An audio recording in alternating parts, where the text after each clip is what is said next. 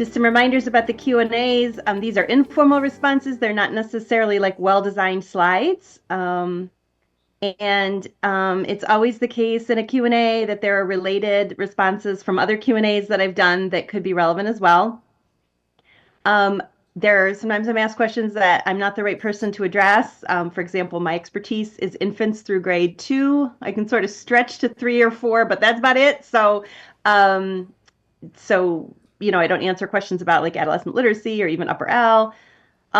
This time the questions came from the MAISA Early Literacy Task Force Coaching Network work group. So gratitude to them for sending these questions this time and or composing these questions this time. And I didn't get to all the questions, but happy to loop back to the other couple in a future session maybe. Okay, so the first question today is what connections can you make or guidance with the IES practice guides and the essentials? Many coaches and teachers are leaning into these to guide best practices. So the original K3 Essentials from 2016 actually cited multiple IES What Works Clearinghouse practice guides. So you have a long tradition, whether you knew it or not, of drawing on the practice guides in your work when you work to implement the K3 Essentials. Here's a screenshot of one of the practice guides that we drew on in the 2016 version and then again in the updated 2023 version. And that's on reading comprehension K3. Here's another one. This is a practice guide that focuses on literacy and language instruction for English learners across the elementary grades. And we relied on that practice guide, I believe, in both editions. And here's another one. I have an arrow pointing to it so you could see it's footnote 21, but the particular practice guide is cited right here.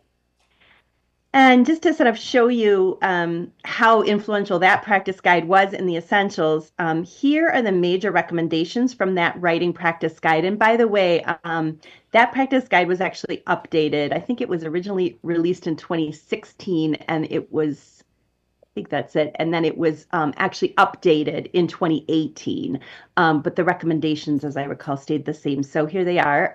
Provide daily time for students to write.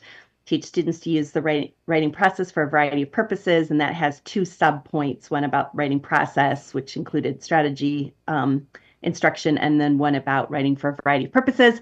This one on teaching students to become fluent with handwriting, spelling, sentence construction, typing, and word processing, and this one on creating an engaged community of writers. And now here are the major recommendations from the MAISA GELN Early Literacy Task Force Essential Number 3 for K3 Literacy Essentials. And so what you're going to see is a lot of overlap here. Provide daily time for students to write is well connected to this bullet.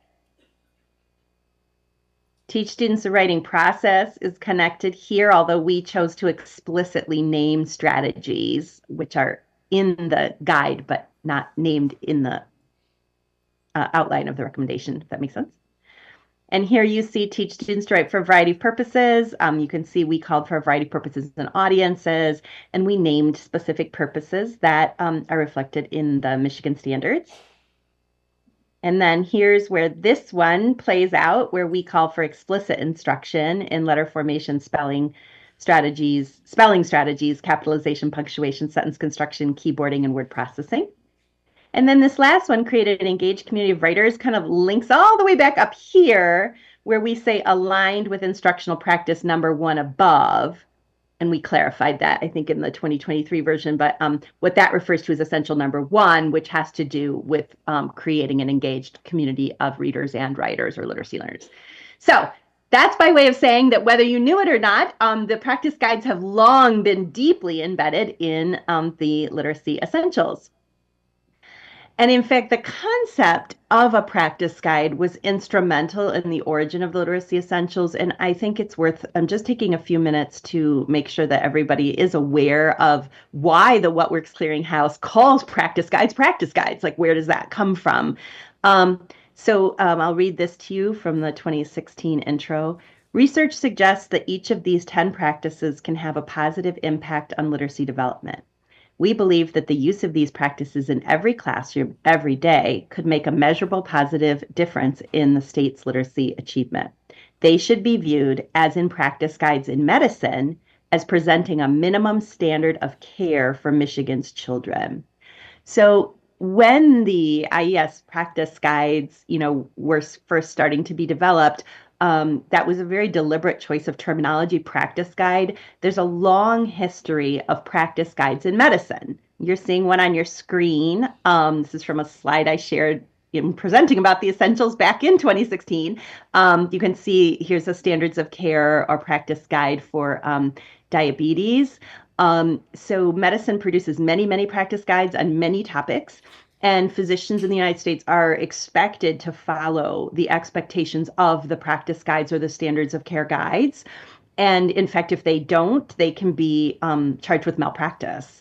So it's quite significant. And so the federal government was picking up this tradition of standards of care, of practice guides, and bringing it into education.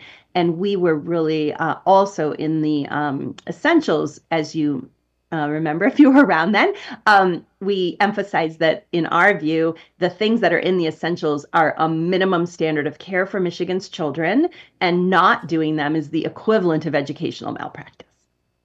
Okay, so lots of wonderful history with practice guides.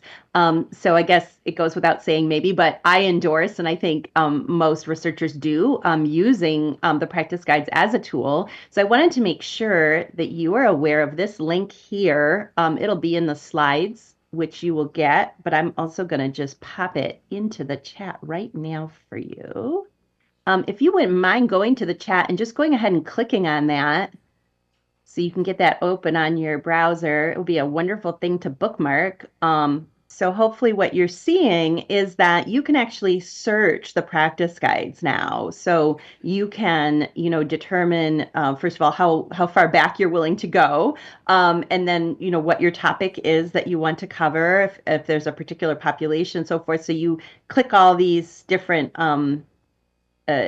search filters, and then it will actually take you to the different practice guide options that you have, or you can just scroll through if you're interested.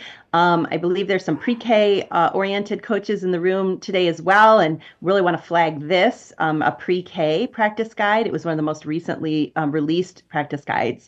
Now, we aren't expecting any more practice guides because this whole program is being, it's been cut, but at least we have these practice guides, and so I highly recommend that you check them out. All right. So today I wanted to try something a little different for engagement, and just ask you to review the question that I just tried to respond to. What connections can you make or guidance with the IES practice guides and the essentials? Many coaches and teachers are leaning into these guides, to guide best practices. And just pop in the chat one takeaway you have related to that question. So what's something that you've gotten out of my response to the question posed by the work group? And I'll voice over some of these responses. So I see the word alignment. It says, can anyone get the link Nell just posted to open? Uh-oh. Let me make sure it opens. Maybe I didn't copy it right.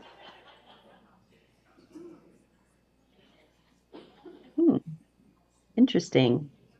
I would guess that there's too much traffic right now or something, because it was opening and now it's just sort of whirring. Sorry. Try it again later. It should work just fine.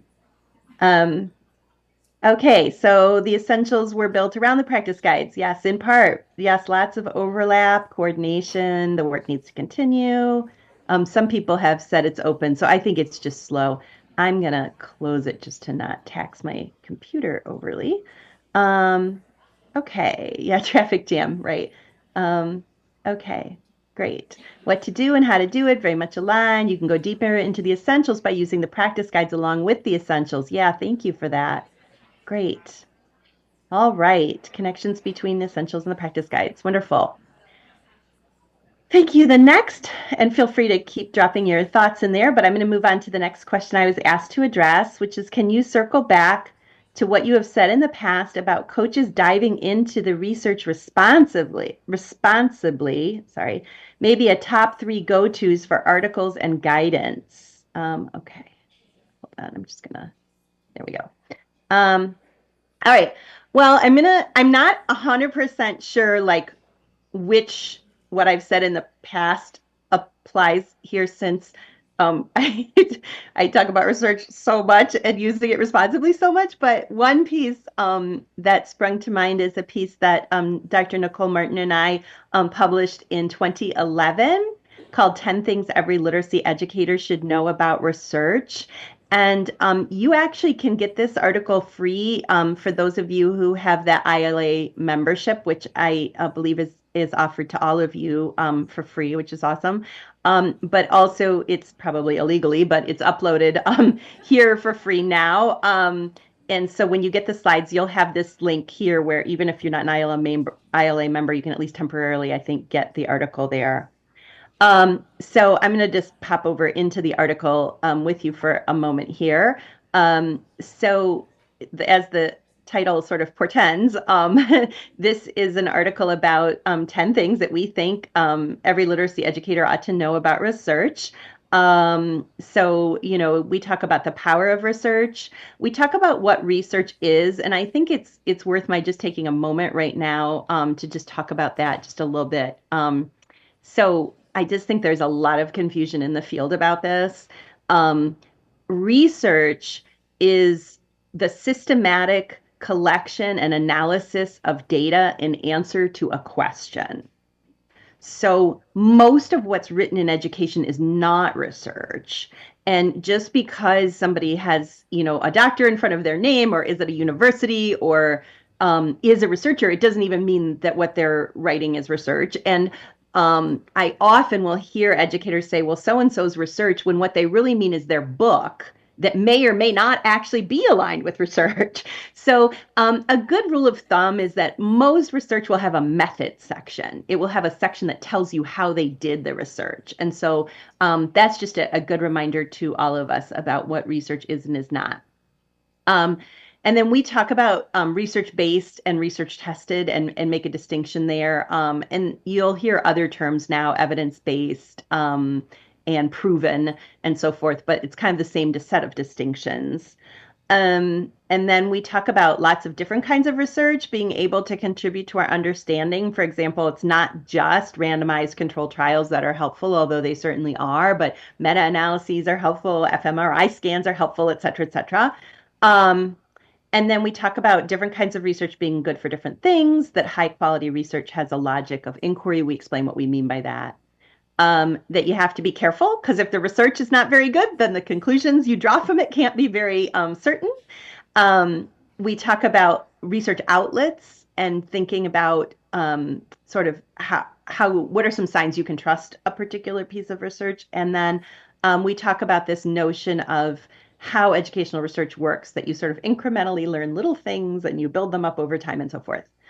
A couple of resources I wanted to draw your attention to here. This is a little summary sheet that you can use when reading a research study. So if you have chosen to run a PLC or a teacher study group or the like, where you're actually having people read actual research study, you would want maybe to use this. It might be helpful to you.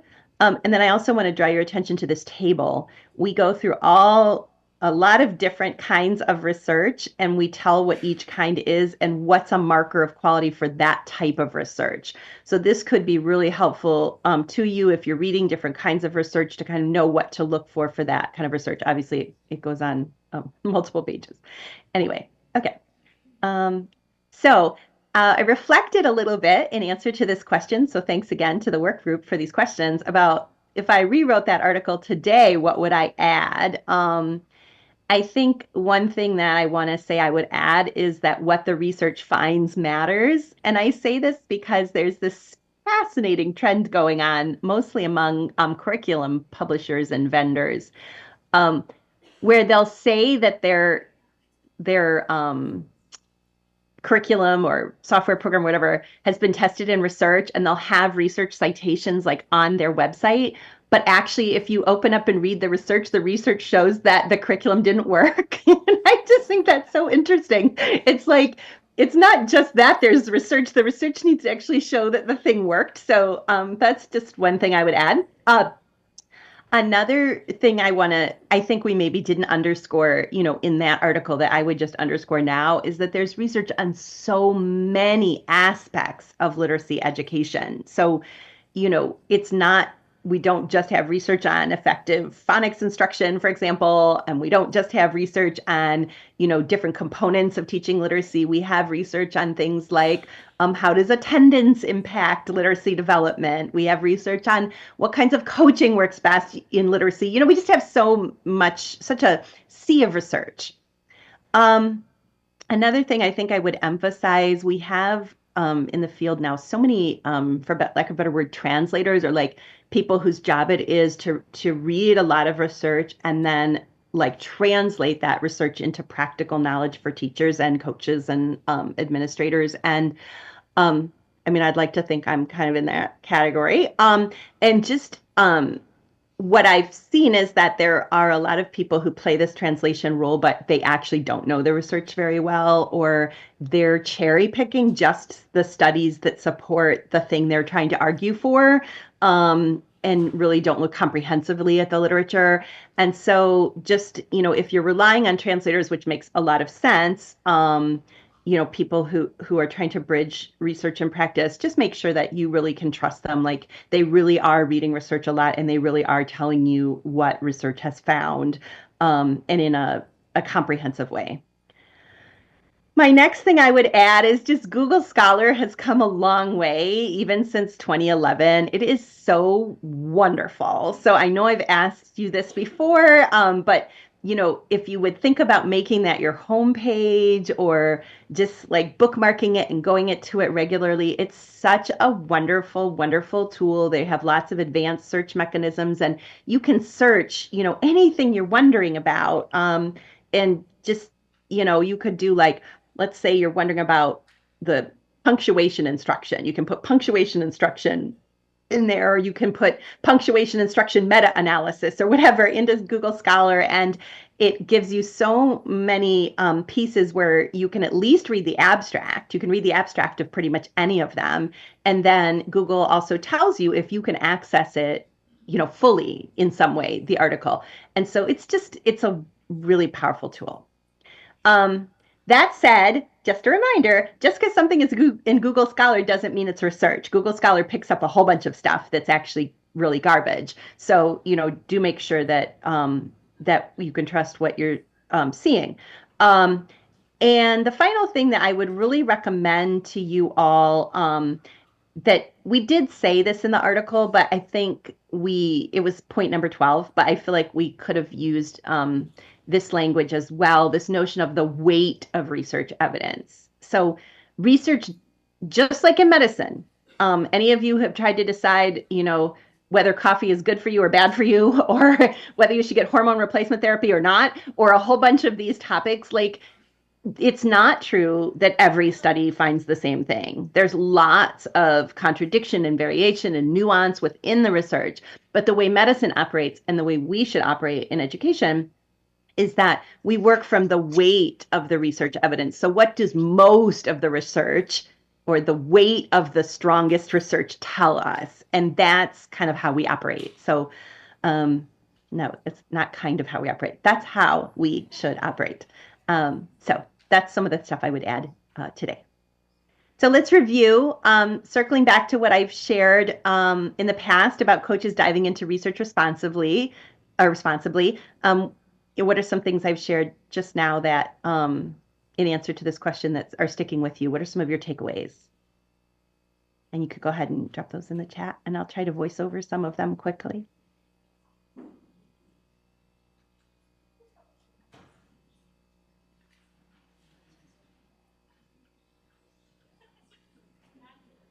Yes, make sure you can trust the translator, right? Not all translators can be trusted. Thank you for that. Google Scholar, use the tools. What the research finds matters.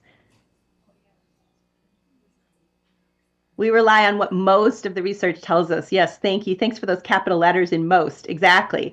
Another a shout out to Google Scholars. Thank you. Reminders to be good consumers of research and the weight of research. Help teachers understand the weight of the research. Great. Yeah, research tested versus research based. Thank you. Find research that has proven it works. Or find research that has proven it hasn't worked. Find out what the research tells us exactly. Various forms of research methodologies, not everything on Google. GC, that's probably Google Scholar. Is research right? Methods matter. Check out Google Scholar, weight of the research. Use the research to help with decision making. Just because it's been researched doesn't mean the research was positive. Indeed. Um, what when you've shared information via the Q&A that was different than what I thought I knew, I went to read the entire study or article you referenced to solidify my understanding. Citations are helpful. Great, thank you. Okay, for time's sake, I guess I'll move on to the next one. Can you reiterate the time it takes and the importance of the connection between reading decodables and writing dictated words, and how the teaching of orthographic mapping helps build a memory of phoneme-grapheme correspondence? This is a great question. There's just a lot in it. So I'm kind of taking it in three parts. And I'm going to start with decodables. So I don't think anything I'm about to say you haven't heard me say before, unless you're new. But I think good to review. First of all, what are decodables? I think most people would define them as text written to include primarily words that a child can decode based on where they are in the scope and sequence.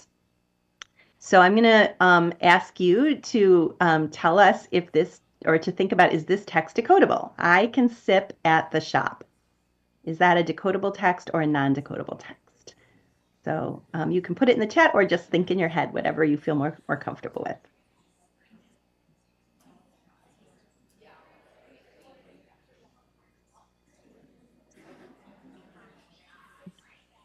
All right. So that was a trick question. So don't feel badly no matter how you responded. But the answer is it depends. A text is not inherently decodable. There's actually no such thing really as a inherently decodable text, because a text decodability depends on what the child has learned, or more practically, the way we have to do it is hello? Oh, sorry. Is depends on what they've been taught. So, for example, if they have not yet been taught that SH spells the sh sound most of the time, then the word shop is not actually decodable. And this is not a decodable text for a child at that point in the scope and sequence. Similarly, if they have not been taught the yet, as a high frequency word with full graphophonemic analysis, of course, then that word is not decodable yet for children. So we always have to look at a decodable text in relation to where we are in the phonics scope and sequence. Okay. Research support for what are called by researchers multiple criteria texts is actually much stronger than research support for decodables. And I know that's the term that's out there and people are, using it, and that's what's being emphasized. But I want to make sure that you remember what we keep telling everyone, which is that multiple criteria texts are really best for children. They have, a number of considerations that have gone into writing them, of which decodability is one of the important considerations. So decodability matters a lot, but other things matter too. Here is one representation from a curriculum I work on about the different things that you would worry about or consider in writing text for young readers. So decodability, absolutely right there, very important. But here are some other things to worry about. The content of the text. So making sure, for example, that if there's science content being conveyed, that it's accurate for children. That's very important. The genre of the text. So we know that our standards documents do call for 50-50 informational and literary text in the elementary grades. And we know that literacy learning is to some degree genre specific. So we have to worry about making sure that we have a range of genres across our texts. Repetition, I don't mean here patterned repetition. What I mean is word repetition. So you know that for the mind to orthographically map a word, the brain usually has to encounter that word and decode it multiple times. And so books that are deliberately written in such a way that at least across a series of books, kids are coming across some of the same words over and over again is helpful. Of particular interest to researchers are what's called singlets. So many researchers, for example, Dr. Freddie Hebert, expressed concern about singlets, meaning words that are difficult to decode, maybe not spelled as expected, that show up in a book like one time ever. And then the kids never see them again. Rather than that, if there's an important, say, science content word that you want to include in your decodable text, you want to make sure that it's coming up multiple times. And then representation, the representation in terms of the authors of the books, making sure that there's representation across a range of, for example, racial and ethnic backgrounds, and also representation of characters in books. We have evidence that would suggest that that really matters. And then finally, engagingness. So I think you all know some of the texts out there that are written to be decodable are just not very engaging for kids, and then they're not very motivated to keep reading them, whereas other decodable texts are funny or interesting or, very well written. And so those are what you're looking for.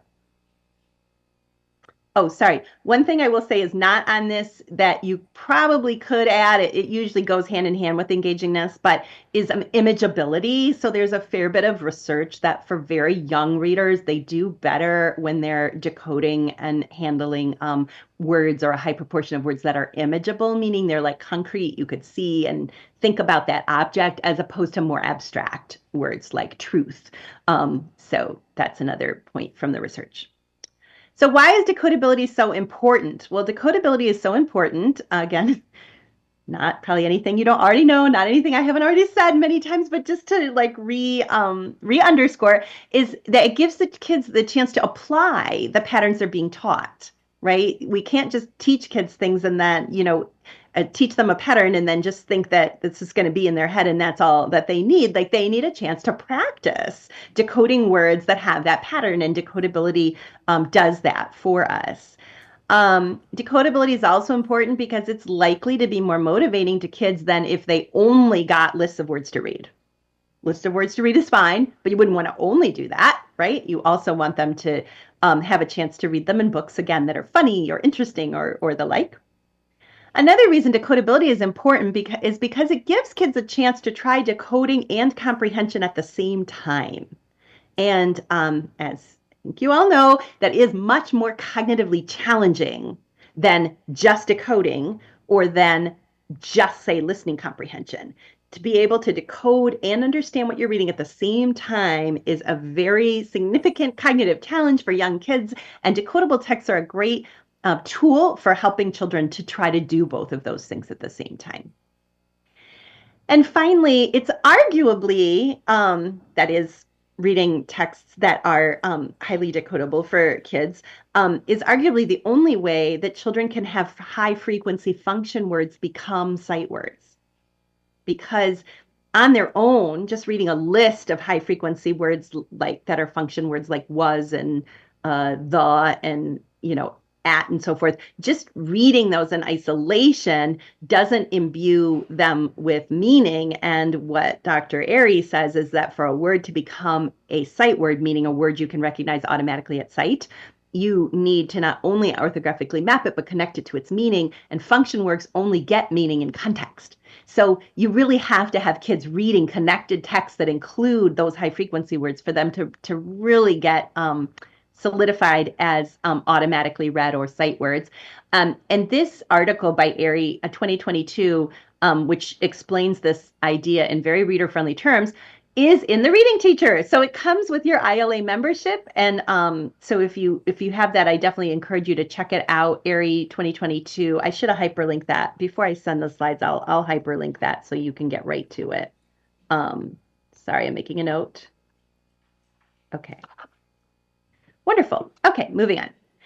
So can I reiterate the time it takes? Well, we don't know exactly how much time. That is, we don't know how much time a day kids should spend reading decodable text. Nobody has done, to my knowledge, that research to know the amount, and probably no one ever will, in the sense that it's going to depend on the kid, right? Some kids need more practice. We all know that. That's, part of our whole concept of MTSS, right?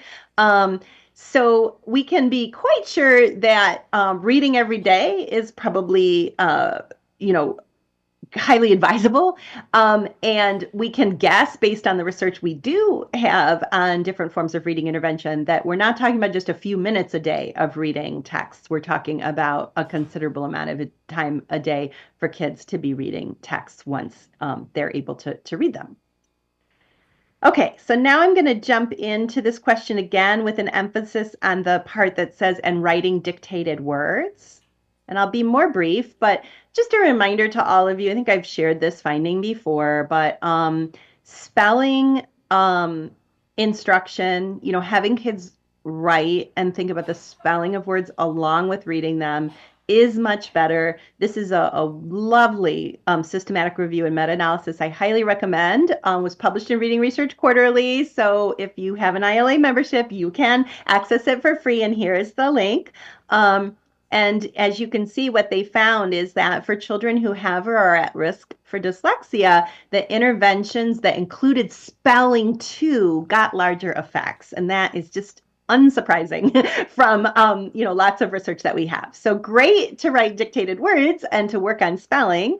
And why is this valuable? Well, it helps with orthographic mapping for sure. That is, it helps kids to make connections between phonemes and graphemes, or letters and sounds, roughly speaking. It adds another modality, which is really important. Like, I know I've shared this with you a while ago, but what we have in research is that when kids hand write letters, it actually activates phonological components of the brain, versus if you have kids just keystroke a letter, it doesn't have that same effect. And so just writing, handwriting letters seems to have some value to it. Just like reading texts that are written to be decodable, among other important features, writing dictated words gives kids a chance to apply the patterns they're being taught. And it provides valuable formative assessment data. So in schools I work with, I'm always encouraging teachers, like, when kids have those whiteboards out and they're, writing their words, you're circulating. This is your chance to see what children are and aren't picking up. Writing is visible. So you can see, did they put that AY pattern in the word or did they not? So it's really a very valuable formative assessment, source of formative assessment data. But hopefully this goes without saying, but just to be sure, not only writing dictated words, we wouldn't want to only have kids writing dictated words. So part of it is we don't want them to just be dictated words. We want kids to be able to write words that they're thinking of in their own mind. And that's valuable not only from a writing composition point of view, but it's also valuable because we have considerable research, particularly by the researchers Seneschal and Willett, showing that when children estimate spellings of words, so when they want to write the word carnival and they have to figure out how to write carnival, that process is actually very good for long-term spelling development. And so we want kids to have a chance to try to write some words that really are going to be challenging for them. And we also don't want them to write individual words. Of course, sentence writing and spending time on sentence writing every day is important, as well as kids producing larger texts, which is called for in our standards and the subject of lots of research I don't have time to go into today. Can I reiterate the time it takes? We don't know exactly how much time it takes. We know it's more time for some children than others, right? Some kids are going to need much more practice than others, not surprising. But same as my response to the question about, or the part of the question about decodable text, it's probably every day the kids need to be writing words. And it's probably for more than just a few minutes. So making sure that, our daily schedule allows for that. In terms of writing as a whole, so here now I'm not just talking about dictated writing, I'm talking about the whole 9 yards of writing. Just a reminder that the What Works Clearinghouse practice guide on developing effective elementary writers says 30 minutes a day of writing in kindergarten and 60 minutes a day in grade 1 and up, but that includes everything. So all the different sort of writing experiences kids would have across the day. Okay, sorry, almost done with this question. The teaching of orthographic mapping, how does that help build a memory for phoneme grapheme correspondence? Let's see. Just quickly on orthographic mapping, just a reminder that this is not an instructional technique. So you don't teach orthographic mapping. And that's a point of confusion I think we're seeing in the field. I was actually at a conference last week in Chicago, and that was a big point that the conference organizers were making there as well. That was the Reading League Summit. It's not an instructional technique. It's actually a mental process. It's a cognitive process that occurs in the brain. But there are things that we can do as educators to increase the likelihood that orthographic mapping is happening in the child's brain. And what are those things? Well, they're laid out in the literacy essentials. So, it just I've linked them here for your convenience. Although I know that you know them well, but if you could read particularly essentials 4 and 5, those give you a lot of the key research findings about things that we can do as educators to increase orthographic mapping. All right, that was a mouthful. So I'm going to give you a moment to just put in the chat something you've taken away from this. And oh, I see a couple questions. I'll try to hit them real fast. What qualifies as having spelling? Weekly word list? No, not necessarily. Thank you for that good question. Not necessarily having a weekly word list.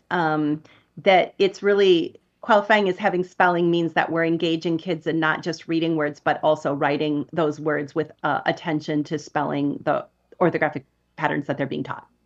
So definitely wouldn't need to be a weekly spelling list, although that whole package would be a good question for maybe next year on weekly spelling lists. A lot of really interesting research in that area that I've enjoyed reading over the years. And then when very young kids are spelling words that are more difficult, like carnival, my go-to feedback is you wrote the sounds you heard, even when the attempt is not spelling correctly. Is that an appropriate response, or is there better feedback to give? No, I mean, I think that's good feedback for sure. I think that you can also, offer some strategies. So with a word like carnival, just chunking that word, is a good spelling strategy to encourage kids to use. Okay, so in the chat, what's something you took away from what I was just sharing, even if it's just a reminder to you from things that, I said that you already knew? So let's see. Orthographic mapping is not an instructional technique, but things you can do increase likelihood. Yes, there's no specific timeline for how much or how long exactly. Depends on the kid. Sometimes I tell people a little glibly, but I more or less mean it, as long as it takes. what kids need. I appreciate the graphic. Oh my gosh, it's coming in so hard and fast. I'm gonna have to download this chat because there's so much good stuff in here. Thank you. Appreciated the graphic about multi-criteria text. Response made me think about how our curriculum provides chances for kindergarten students to write words more than a few minutes each day. I'll look closer at that grade. Importance of physically writing. Yep, that's what the research continues to suggest. We can't apparently move away from the handwriting piece of developing children's literacy, even with all the digital tools that are out there. High frequency function words in isolation won't lead to orthographic mapping. The words need to be connected to meaning, and they need to be in context as well as outside of context. It's a combination of both. Yep. So the next question was, what are best practices for establishing muscle memory for simple handwriting strokes? And thanks for a question about handwriting. Loving that for reasons I just explained. So in pre-K and TK is when we would be thinking about simple handwriting strokes. And when we're thinking about developing handwriting in pre-K and TK, I could seriously give like a 2-hour presentation on this, but just briefly, Make sure you're looking at your fine motor development standards because, handwriting doesn't occur in isolation. And so there are lots of fine motor milestones that happen in those pre-K, TK years. Make sure that you're developing the vocabulary knowledge that children are going to need for handwriting long term. So, um, if the way that kids are going to be taught letter formation in kindergarten and first has the word across, diagonal, um, loop, curve, whatever you're using, those are words that you can start teaching in pre-K, TK to lay that groundwork. And toward that end, it's very important that in pre-K TK, the language that's being used when the teacher is modeling how to form a letter is the same language and the same formation approach that's going to happen in K and 1. So please try to increase consistency across those age and grade levels. And then make sure you're keeping in mind the developmental progression of handwriting strokes. And I'm going to show you a progression, a very rough one, in a minute. But I want to just say, you don't really have time in kindergarten to spend a lot of time on simple handwriting strokes. You really just need to get into letter formation. So what would the question to me really speaks more to pre-K TK than it does to K. Um, Here's a very rough, just developmental timeline. When kids are toddlers, that's where vertical lines, horizontal lines, and circles are hopefully, developing, or at least that's the typical development. In preschool, moving to be able to do a cross, a square, a triangle, an X, and their name. And, these are harder than they sound, right? You've got to do vertices and line crossing, and like there's a lot of challenge in this. And then kindergarten is when formal letter formation curriculum would begin. So yes, kids are writing letters in preschool, but in terms of like letter writing practice sheets and that kind of thing, that would typically be expected more in K, at least based on the research we have to date. Okay. And then I just want to point you right back to that What Works Clearinghouse Practice Guide in Developing Effective Elementary Writers. They say teach very young writers how to hold a pencil correctly and form letters fluently and efficiently. And I just want to remind you that that has a lot to do with grip instruction. So we have a couple of different grips that we can promote, the dynamic tripod grip and the dynamic quadrupod grip. Either one is fine, but that's really, where we want children's grip to be. So that's something that's very important in that early, simple handwriting strokes kind of area. And kids can apply that grip to a pencil for sure, but also to a stylus that is made to be pencil-like. And then grip supports can also be helpful. For me, grip supports, at least most of the use I'm aware of typically starts more like kindergarten. I have this slide from our curriculum that just shows this is the child's position of holding the pen or the dry erase marker without the grip support. And then this is the grip support. I think many of you have probably seen these, like they wrap around the pencil and then there's actually something the child's grasping in their hand. There's like a little token. And you can see the difference in the formation, how nice that is. And then as well, this is a type of grip support that I have heard occupational therapists recommend, so one to consider. If you do have, questions about an individual child's handwriting or grip or concerns or whatever, most schools have access to an occupational therapist, probably not full time, but like somebody who goes across, multiple schools, and they should be able to answer those questions. That's one of their big areas of expertise. So in terms of simple handwriting strokes, again, drawing on that What Works Clearinghouse practice guide, having a handwriting practice diagram, like having a consistent way that your whole school district or charter network or whatever has agreed is how we're going to teach letter formation, like what are going to be the formation patterns for each letter, how is it going to be formed. That's really important, getting that consistent diagram, those consistent language. And then in the practice guide, they point out children need a chance to practice writing these letters from memory. So like from inside their head, as opposed to from like just copying all the time or just tracing all the time. And then handwriting practice sheets. And I've talked with you before about some of the features you should be looking for in a handwriting practice sheet. I don't have time today to go into that, but if that is a question, please convey it to leadership and maybe we can talk about it at a future meeting.